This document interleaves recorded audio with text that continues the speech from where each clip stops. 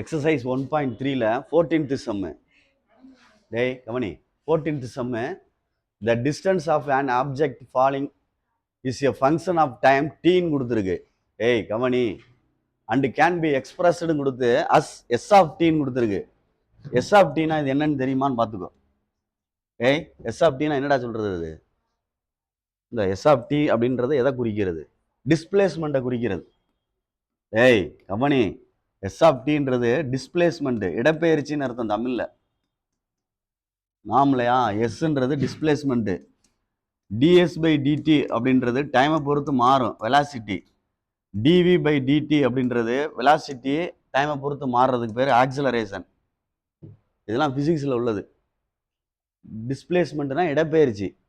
இடப்பெயர்ச்சி எப்படின்னா ஒரு பொருள் ஒரு இடத்துல இருந்து இன்னொரு இடத்துக்கு மூவ் ஆகி போகிறது.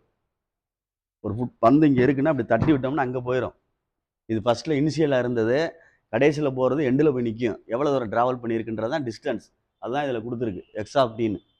டீன்றது டைமை பொறுத்து மாறும். இது டிஎஸ் பை டிடி கண்டுபிடிச்சுன்னா வெலாசிட்டின்னு சொல்லுவாங்க. வெலாசிட்டியை ஒரு தடவை டிஃபரன்ஷியேட் பண்ணோம்னா ஆக்சிலரேஷன் சொல்லுவாங்க. இதெல்லாம் ஃபிசிக்ஸில் உள்ளது, பார்த்துக்க மறந்துடாத. சரி ரைட்டு. இதில் தம்பி கவிடா கிராஃப் வரைய சொல்லியிருக்கு. இது ஒன்று. டிட்டர்மைன் இட் இஸ் 1 to 1 கேட்டிருக்கு. பார்த்துக்கோ, இட் இஸ் 1 to 1 கேட்டிருக்கு. டேய் கவனி, நீ ஏற்கனவே ஒன்று சொல்லியிருக்கேன். என்ன சொல்லியிருக்கோம் அப்படின்னா 10th உள்ளதான். 10th உள்ளதான் அப்படின்னா ஹரி பார்த்துக்குங்க. அதாவது F of X is equal to F of ஒய்ன்னு எடுத்துட்டு எக்ஸ் இஸ் ஈக்குவல் டு ஒய்ன்னு கண்டுபிடிச்சோம்னா 1 to 1 அப்படின்றது கண்டிஷன்.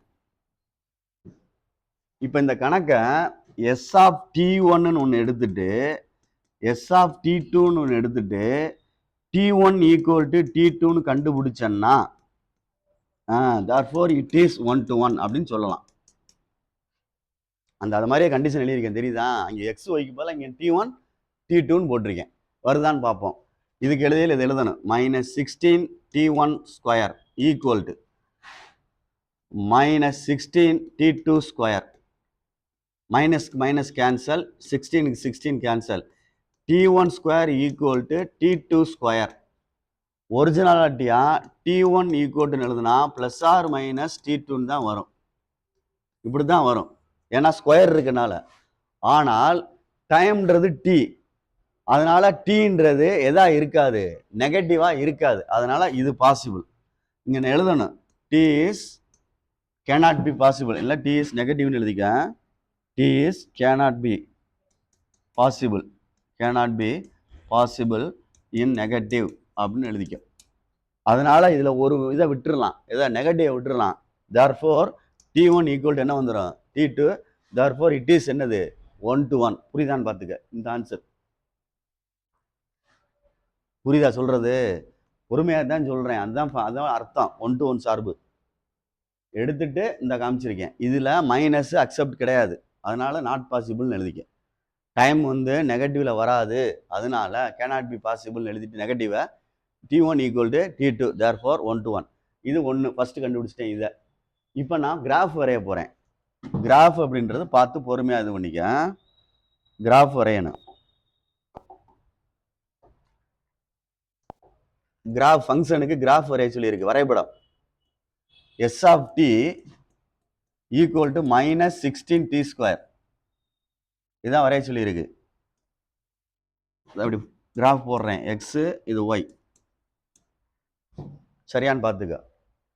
டைம் டீக்கு எடுக்க எடுக்க கணக்கு என்ன ஆகுது அப்படின்ட்டு பார்க்கணும். நல்லா யோசிச்சுக்க. இதுதான் கணக்கு. T ஈக்குவல் டு ஃபர்ஸ்ட் ஆரம்பிக்கிறேன். 0ன்னு போட்டோம்னா எஸ் ஆஃப் 0 ஈக்குவல் டு என்ன வந்துடும்டா 0. ரைட்டு. T ஈக்குவல் டு 1ன்னு போட்டோம்னா எஸ் ஆஃப் 1 ஈக்குவல் டு -16 வருமானு பாரு. சரி. T ஈக்குவல் டு 2ன்னு போட்டோம்னா S of 2 equal to minus என்ன வந்துடும், சாரி தப்பு, 64 என்ன வரும்? இங்கே T2 ஸ்கொயர்னா 2 ஸ்கொயர்னு வரும். 4 வந்துரும்ல. அப்போ என்ன ஆயிரும்? 16 நாங்கள் 64. 64 பார்த்துக்கோ. அடுத்து T cube T equal to 3ன்னு போட்டோம்னா S of 3 equal to answer என்ன வரும் பாரு. இதில் போட்டு பாரு. 3 ஸ்கொயர்னா 9, அப்படித்தானே?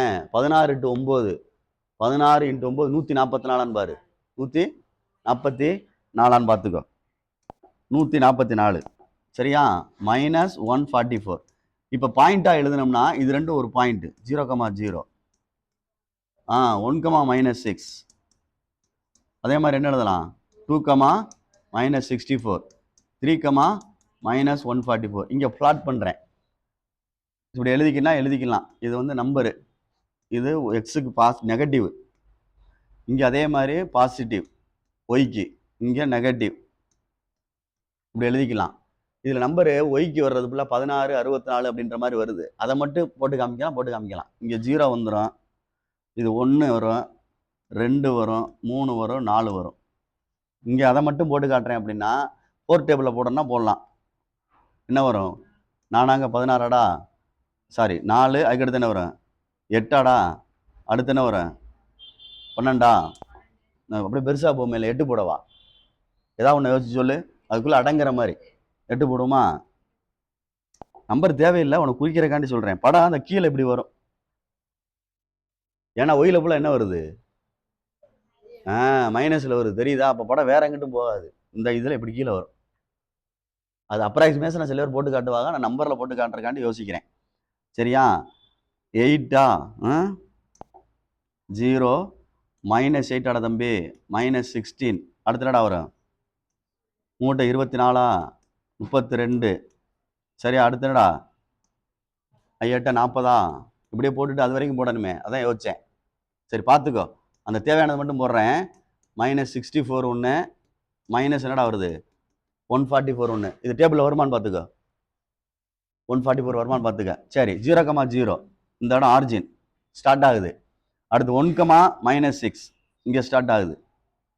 அடுத்து 2,64 இந்த இருக்கு, 2 இந்த இருக்கு, சரியான்னு பார்த்துக்கோ. அடுத்து 3, என்ன வந்துடும் 144 இங்கே வரும், பார்த்துக்க பொறுமையா.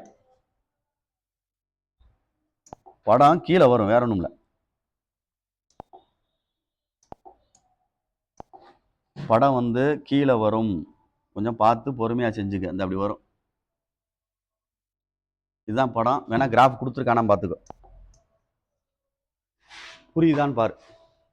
இவ்வளோதான் கணக்கு. என்ன செஞ்சுருக்கேன்னு தெரியுதா? சிம்பிளான கணக்கு தான், பார்த்துக்க. இதெல்லாம் 5 மார்க் கணக்கு, நம்ம தான் யோசிக்கணும். கிராஃப் இருக்கான்னு தெரியல, 1 to 1 புரியுதான்னு பார்த்துக்க. அடுத்து கிராஃப் புரியுதான்னு பார்த்துக்கோ, கிராஃபு புரியுதான்னு பார்த்துக்க. 4th குவாட்ரண்ட்டில் மட்டும்தான் வருது, சரியா சொல்கிறது, மறந்துடாத. புரியுதான்னு பார்த்துக்க. பொறுமையாக தான் சொல்லி விடுவோம், ரொம்ப லேட்டாக தான் போகிறோம், நம்ம மெதுவாக தான் போகிறோம், பார்த்துக்க. ஏன்னா சில யூனிட்லாம் கொஞ்சம் கஷ்டமாக தான் இருக்கும்.